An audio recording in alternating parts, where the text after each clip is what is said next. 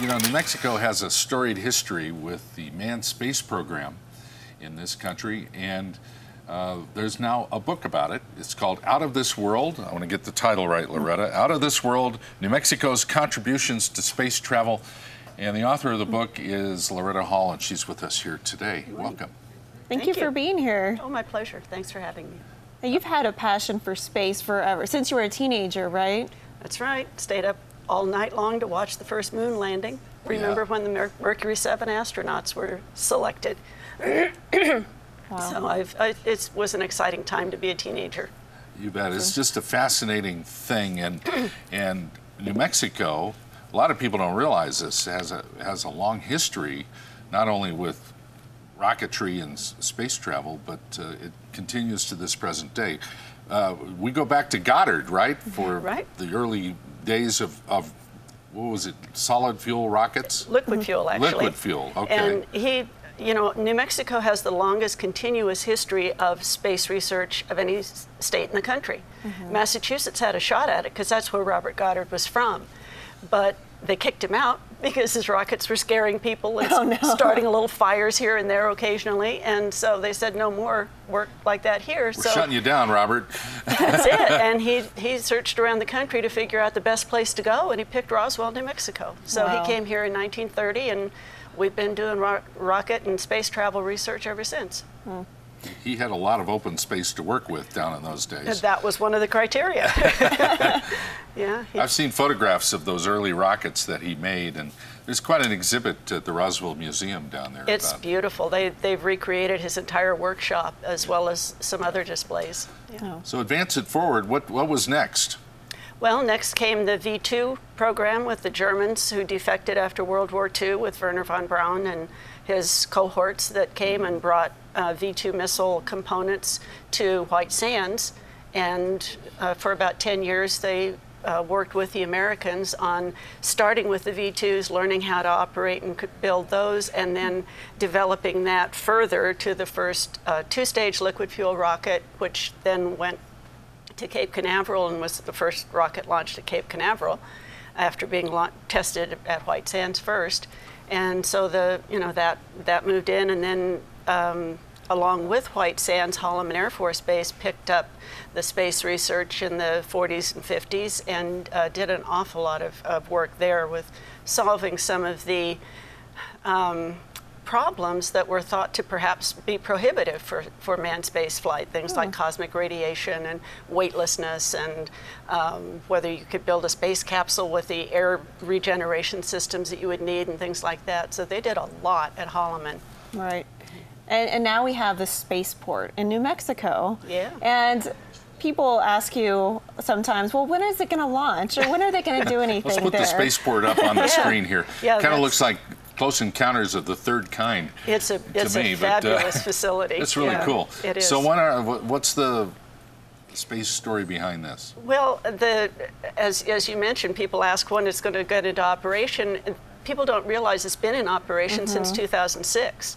They've had 18 or 19 launches down there already with unmanned suborbital experiment carrying rockets. And in fact, I'm going down there this Friday for this year's student experiment launch. Wow. And I'm very excited to see my first real rocket launch.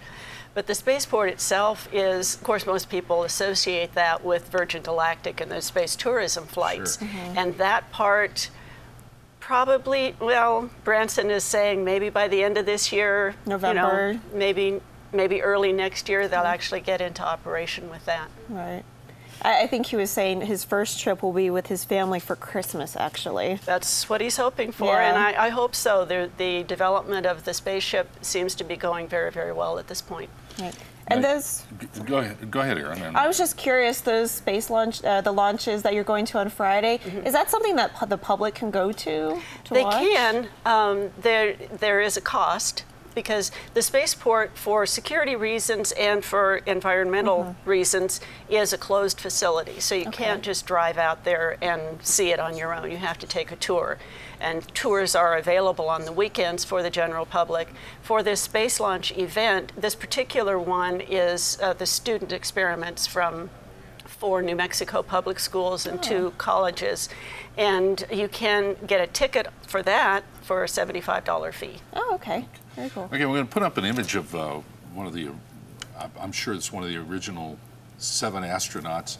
But Dr. Lovelace, yes, the Lovelace Health Plan and all those folks, there was a Dr. Lovelace, and he was a flight surgeon. He was very instrumental in early research on space travel and medical effects on men who would travel into space. Talk about that a little bit. Well, he was head of NASA's Special Life Sciences Committee at that time in the late 50s, and so he was chosen to devise the physical examinations for the astronaut candidates for the original Mercury program, and conducted those here at the Lovelace Clinic in Albuquerque. Now, the fellow you're showing on the screen there is not one of the Mercury 7, though. Oh, he wasn't? No, he was a fellow named Joe Kittinger, who worked at Holloman Air Force Base in the late 50s, early 60s, and did some did some very important work with developing and testing an original space capsule, a prototype with the air regeneration system, that sort of thing. And this particular picture shows him getting ready to ride an open gondola under a helium-filled balloon to an altitude of 102,800 feet, and then parachute out. Yeah, he held that record until last year. That's right. And then he was involved with that Stratos project that broke the record. Yeah. Huh. So we have all this history in New Mexico. Why is it that the spaceport chose to, build shop in New Mexico? I mean, it's just interesting to me. Well, that's how I got interested and ultimately wrote the book about it, because I wondered the same thing. You would think it would be California or Florida or perhaps Texas, but it really was, New Mexico was chosen for many of the same reasons that Goddard came here, for the open spaces, the low vegetation that might catch on fire, and the low population, and the high altitude. In addition to that, the spaceport is located next to White Sands Proving Ground, excuse me, and they have a cooperative relationship. It's okay, take your time. Thank you. They have a cooperative working relationship for tracking the space flights and for retrieving, like the experiments this week with the student experiments. It will actually land on the White Sands property and be retrieved and brought back to the spaceport. Speaking of landing at White Sands, we did get a shuttle landing there once. We did, 1982. Yes. Yeah. That was a big deal. It was. And the other thing is that White Sands was the primary training ground for the pilots for the space shuttle to practice landing it coming down from orbit.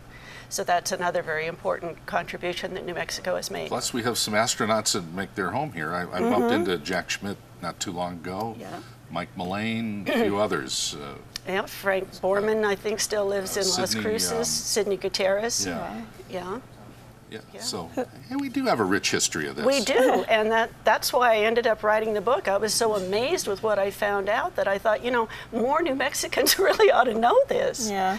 And when you were writing the book, who was probably the most interesting person you got to speak with? Actually, Joe Kittinger, that we were just talking about. He's an amazing guy, and he's still actively involved with space work. But just really amazing to hear what he did. And not only did he do the balloon things, he was an Air Force test pilot stationed at Holloman Air Force Base. And when John Paul Stapp took his very famous ride on the high-speed test track, and rocket sled decelerated from 632 miles an hour in 1.25 seconds. Kittinger actually took off from Kirtland Air Force Base in a jet plane so that he could time his arrival at White Sands at the same time the sled took off, and the sled actually went faster than his jet plane did. Wow. So he was there to film the sled. Yeah. Loretta, you're going to be signing your book. On the 29th, excuse me, a week from Saturday at Treasure House Books in Old Town. They are, a great supporter of New Mexico authors and books, and I love doing signings there. I'll be there from 1 to 3. Well, we could have you on all day talking about stories, so. I could stay all day. I love talking about this. Yeah. About a minute left, we're going to put up the website okay. at spacehistory.com. But you're Yeah. wearing the VLA shirt, the Very Large Array shirt. Let's comment on that. That's looking for other worlds. Yeah. What's your opinion? Are I we believe alone? in the possibility, I and do I too. hope it's true. We haven't heard them. They're not calling us yet, are Not they? yet, but in a way, I don't blame them. We're so mixed up down here. I mean, we're only one galaxy, and there's millions of galaxies, I'm sure. That's There's other fascinating. life out there.